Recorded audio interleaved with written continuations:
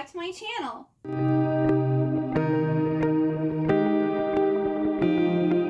So this is going to be the dedicated reading vlog for Love of the Phantom, which is the first book of a sequel trilogy to The Phantom of the Opera by Gaston Leroux. I've honestly already started reading the book. I'm a pretty decent chunk of the way in. I needed to start reading it, but I didn't really have a chance to film. If you haven't read Phantom of the Opera, that's basically about this girl named Christine Daye who is a dancer at the Paris Opera House, and then one day she gets the chance to actually be like the prima donna and sing the main part. And in the shadows, the Phantom, whose also name is Eric, has been tutoring her to make her voice better. And things start getting dark, like people start getting killed at the Paris Opera House. He starts getting like really jealous and kind of controlling Christine and almost feels like she belongs to him. But then there's this guy named Raoul who she knew back when she was younger, and he's a Viscount and he has an interest in her and wants to like marry her. Like all this stuff goes down and things happen at the end of Phantom of the Opera. Well, this book, For Love of the Phantom, picks up right after the end of Phantom of the Opera. If you only watch the Broadway play or you've only watched the movie, there are some characters in this book that you won't know about. So we have the Persian, and he is like a detective from Persia who's been like tracking the Phantom because of someone he killed. And so the Persian's out to like catch him. And so he continues on in this book. And then we have Mama Valerius, who is the lady who adopts Christine when her dad dies. And we also have Raoul's older brother, Philippe. So those three characters are not in the Broadway show or in the movie, so you won't even know that they existed, but they're kind of important to the story, especially going on into the sequel. So starting off, Raoul and Christine leave the opera house and they go to Mama Valerius's house, and Raoul tells them that him and Christine are getting married, and then they're basically all going to go to Sweden. So Christine gets married. Well, Christine and Raoul get married, they go to Sweden. And Raoul's not very happy. He doesn't know, Swedish. He feels like he's in a backwater town instead of like a metropolis. And also he's found out that his brother Philippe, who died at the end of book 1, wrote in his will that if Raoul married Christine, he could not get his inheritance. So he's stressed out right now because he doesn't know how he's going to get money because the funds that he had and the funds that Mama Valerius had are dwindling. And he also is having this issue where he thinks that Christine is still in love with Eric, and this is causing some issues in their marriage. Raoul also doesn't want Christine to sing because he feels like her singing is like her keeping her connection or her love alive with Eric. Well, on the other hand, we have Eric, who is still alive. And he contacts the Persian and then convinces him that he basically died of unrequited love or whatever. And so he then goes and follows Raoul and Christine to Sweden, where he stalks Christine. He's like following her around everywhere, watching her garden. He's leaving flowers around that she thinks Raoul is leaving for her. And he's also made friends with this fisherman, and they all think that he's actually been like attacked by a shark and survived, so they're not afraid of his deformed face. They actually think that he's lucky or that he's like cool because he survived a shark. So this is new for him because most people run away screaming when they see him. And he's also still going out and he's fishing with, I think his name's Mattis. I think is how you pronounce it. But he's also trying to get Christine, like come up with a plan to get Christine back. Well, sadly, Mama Valerius dies, and shortly afterwards, Christine finds out that she's pregnant. Well, Raoul is super excited because he's hoping it's a boy, because Philippe's will says that if Raoul can't claim the inheritance, but his son, if he has a son, can claim the inheritance.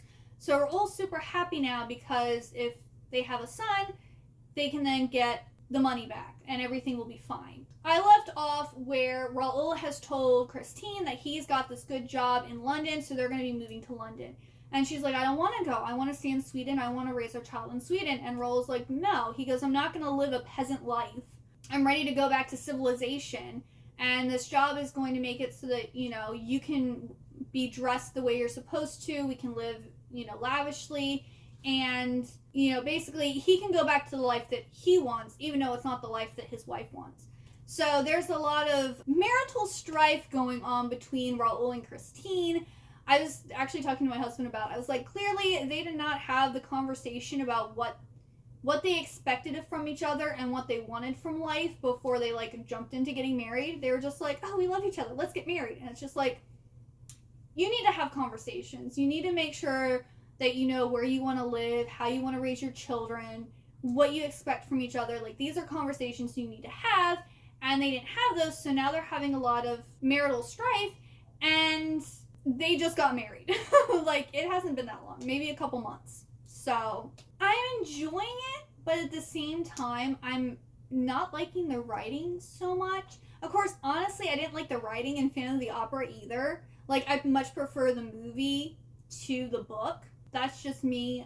Writing, I've said before, is a big thing for me. So if the writing just isn't jiving with me, even if everything else is great, it's just not going to be as good in my opinion. So we'll find out what happens. I'm going to try not to do a rating based on writing, because if I do it on the writing at this point, it's probably going to be a 3, because like everything else is solid. Like, it's being true to like the characters, and it's, you know, following like how the characters would act. It's staying true to the original story.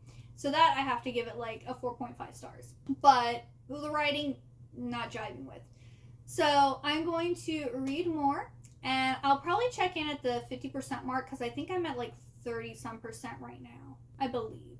So I'll check in soon and let you know if my thoughts change and what has happened. Alright everyone, I'm checking in because I did get to 49% of For Love of the Phantom, and quite a bit has happened. I'm still not really jiving with the writing style, but if this, I think, was written by someone different, I really like this, because I'm liking everything that's going on. Stuff's going down. We left off where Raul tells Christine that he got a job in London and they're moving to London. Well, of course, Eric finds out that they're moving to London, so he ends up getting the fisherman, Mattis, to rush him to the closest place where he can then go straight to London. He purchases this really nice like estate with a big garden that has a little cottage in the back, and he renovates the place so he can have a secret passage in this house to be able to get to the bedrooms. And he does it to both bedrooms because he doesn't know which room Christine and Raul are going to choose, which I find this interesting. Supposedly, Raul and Christine got married because they love each other, but they have separate bedrooms. I know back then a lot of times a woman and man would have separate bedrooms, but that was usually like the aristocracy who like got married as more like a business thing, or like it was arranged. So, you know, basically they only shared a bedroom when they were trying to produce an heir. Well, Christine and Raul are supposedly in love and got married because they love each other, so why aren't they sharing a bedroom? Like, I know nowadays some people have separate bedrooms because of like snoring and different stuff, like, or they need to they need the bed or their area set up differently, but generally it's because of snoring. But that's not mentioned in this book. They just have separate bedrooms, and that's just what they do. So I found that interesting and kind of odd. But I digress. As Christine and Raul are on the boat traveling to London, sadly Christine loses the baby, and she finds out it was a girl. So her and Raul are both upset, but Raul isn't devastated because a girl wouldn't have gotten him the inheritance that he needed. Or at least this is what Christine feels. Because we only get Christine and Eric's perspective, we don't actually get Raul's perspective in this book. So Raul and Christine make it to London, and they have someone say, hey, I got this really good deal on this house. Do you want to come and check it out? So Raul's like, yes. So he goes, he looks at this house that Eric has, I'm pretty sure he purchased it.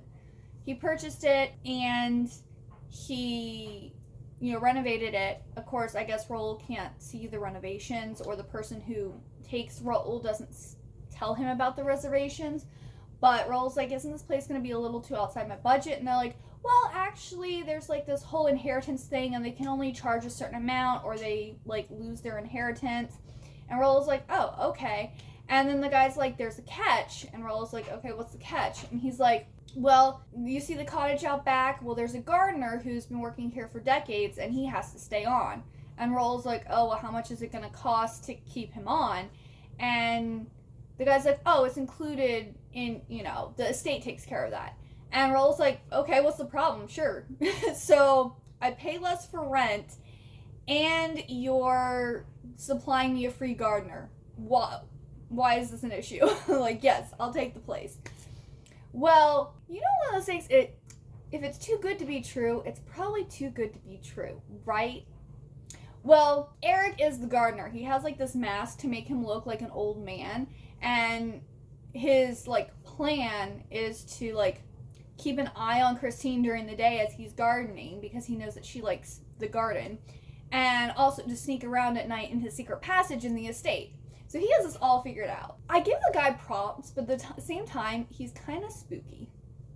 Like, he's at like ultra conniving stalker levels here. Like, the police need to be called.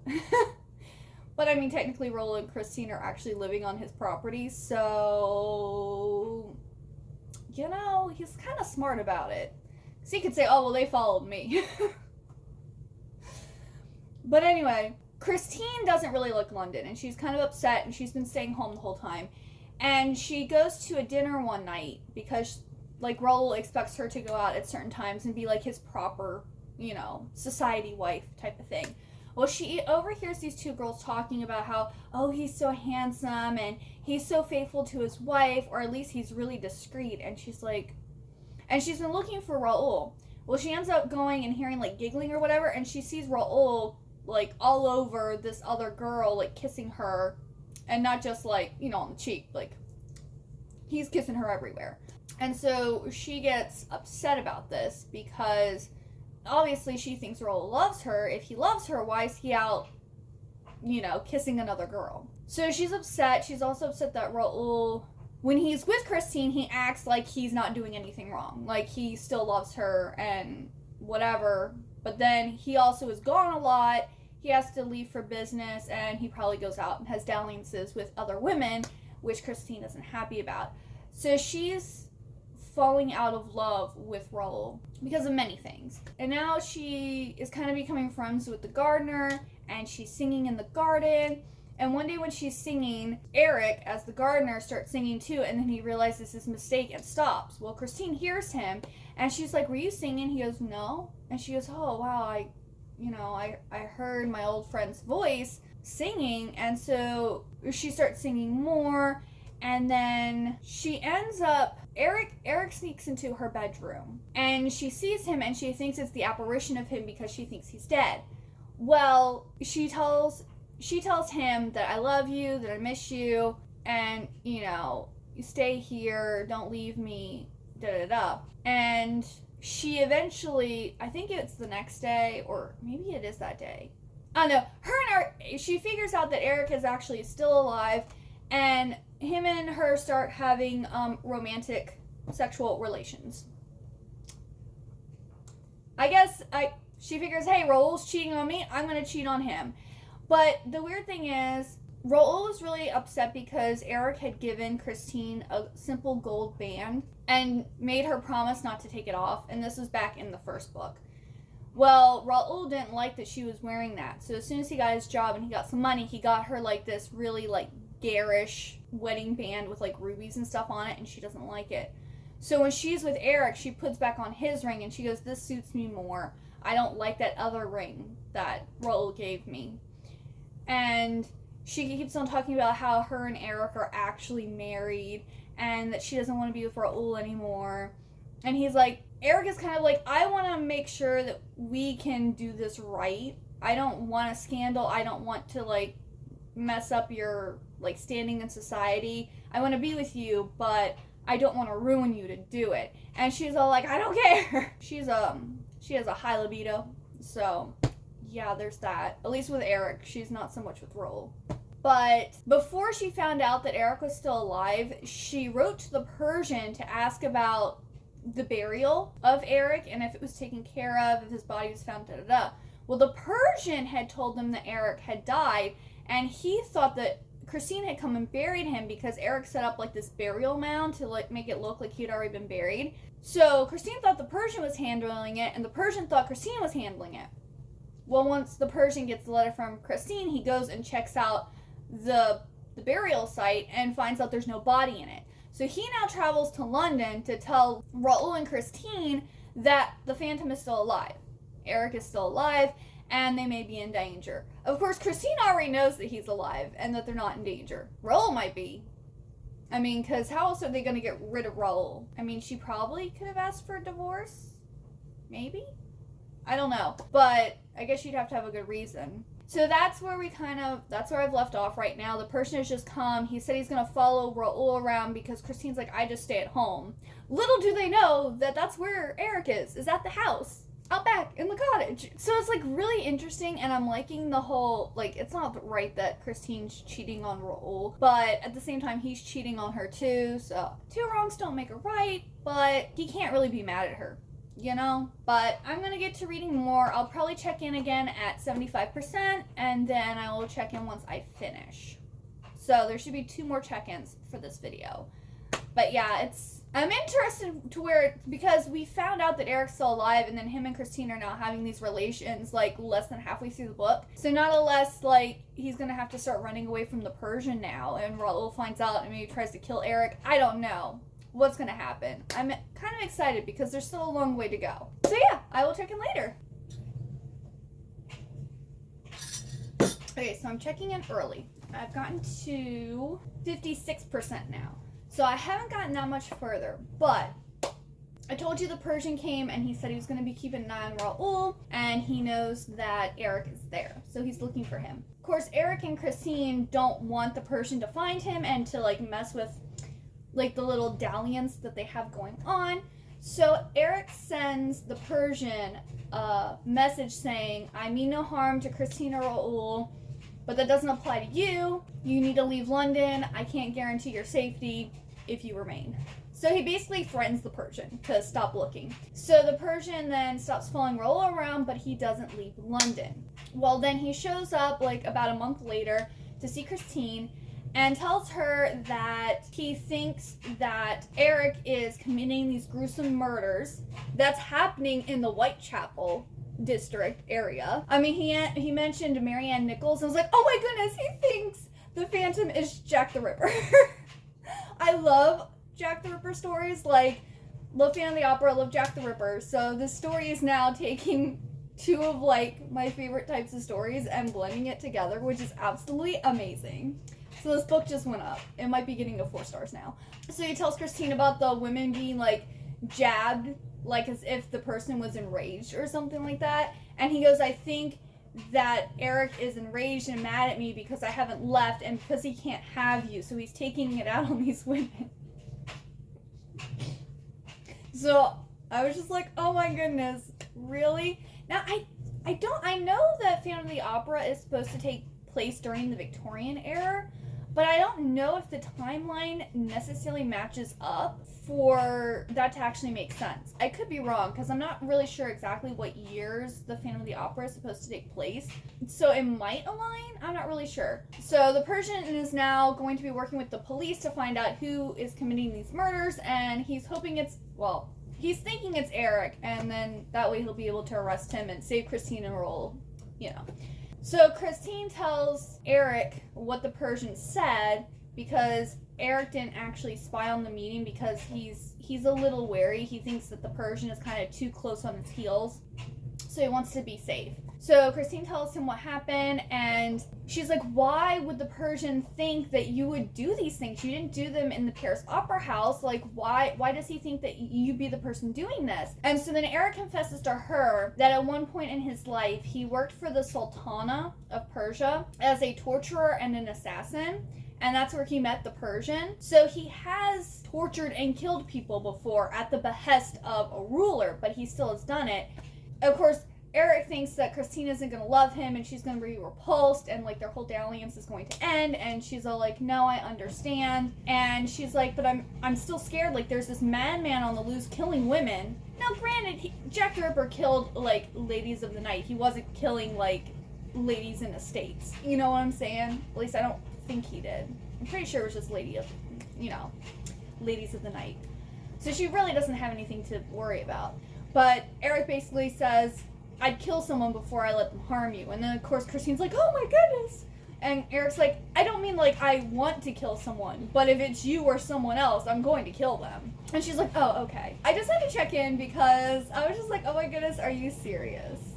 Like, I love that when, like, multiple things that I really like and enjoy reading about get put together. Like, love it. But yeah, I'm gonna get back to reading. I'm guessing maybe the rest of the book is like maybe Eric's gonna try to help catch Jack the Ripper or try to prove his innocence. I don't know, but I'll keep reading and I'll check in again.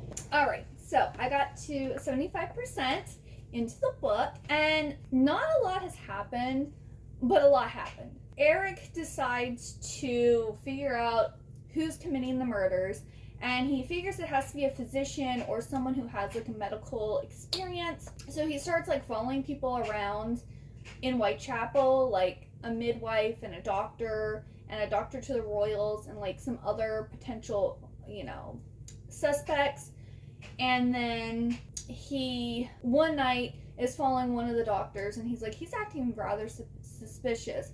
And so the doctor goes in and it looks like he's about ready to do an abortion, and then like the lights go out. So Eric goes in after him and like realizes the girl's already been murdered, and him and the doctor get into like a scuffle. He gets stabbed in the hand and I think the abdomen, and he breaks the doctor's nose, and the doctor leaves him there in the hopes that like he'd be found with the murder and he'd be accused. But Eric makes it out. He makes it back to his cottage, and Christine like calls the doctor. And luckily, he isn't seriously injured. The only thing that they have to really worry about is infection.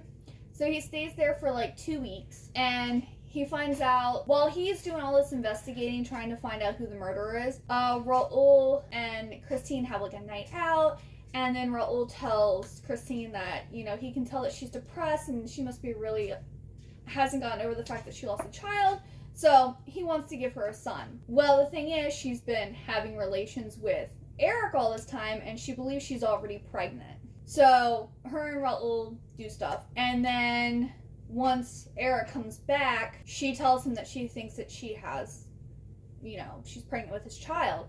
And he goes, I don't think it's mine because I don't think I can give you a child, and why would you want a child of mine when, I look like this type of thing. Even though, I'm sorry, she's having relations with you like almost every night when you're there. I don't think she minds. I don't think she cares. But the thing is, though, since she is married to Raoul, if the child does have deformities like Eric, then that could be a problem. But other than that, or I don't know, like, how different, like, because Christine apparently has gold hair and Raoul has lighter hair. I don't know what color hair Eric has. So if the child's born with, like, black hair or, like, dark brown hair, like, it might be suspicious. But anyway, he's still happy, but he doesn't think it's his kid. So after the 2 weeks is over, he goes back and he needs to try to figure out how to basically get evidence to present to the police that this guy is the murderer. Well, he's following him around and nothing's happening, and all of a sudden he starts acting suspicious again. So Eric is following him, and the doctor sees him and is like, who are you? Why are you following me? And he goes, I know what you did on Miller's court. And then the guy goes to attack him, so he does his little lasso, a Punjab lasso thing, and accidentally, like, breaks the guy's neck and kills him. So Eric's like, shoot! I wanted to, like, get evidence and, like, have him go to jail. I wasn't actually planning on killing him. And he's like, well, I can't leave him here because then the Persian's gonna know for sure that I'm in London. So he takes the body of the doctor back to the Paris Opera House down in his, like, area, and once he's back in London, he then lets the Persian know that the murderer has been dealt with and where to find the body of the murderer. Like I said, not a lot happened, but a lot happened, because it's basically most of the chunk that I've been reading now is him like just following around people. so I have 25% left. I think I have like an hour and 40-ish minutes, so I will definitely be finishing this today. I think though right now I'm going to go and get something to eat, and I'm gonna maybe watch a little YouTube, and then I will finish reading this, and I will, if something exciting happens, I'll check in before, but if nothing super exciting happens, I'll just wrap it up once I finish it. Alright, so I finally finished For Love of the Phantom. Well, I say finally, but it took me like 2-ish days to finish to read it. I'm giving it 4 stars. I really liked it, and this is the first of a trilogy, but this kind of ended so you could just read this book if you wanted to, because the epilogue kind of wraps it all up. So the ending of the book is basically, let's just say if you're a Phantom fan, you're gonna like the ending. If you're a Raoul fan, you did not like the ending.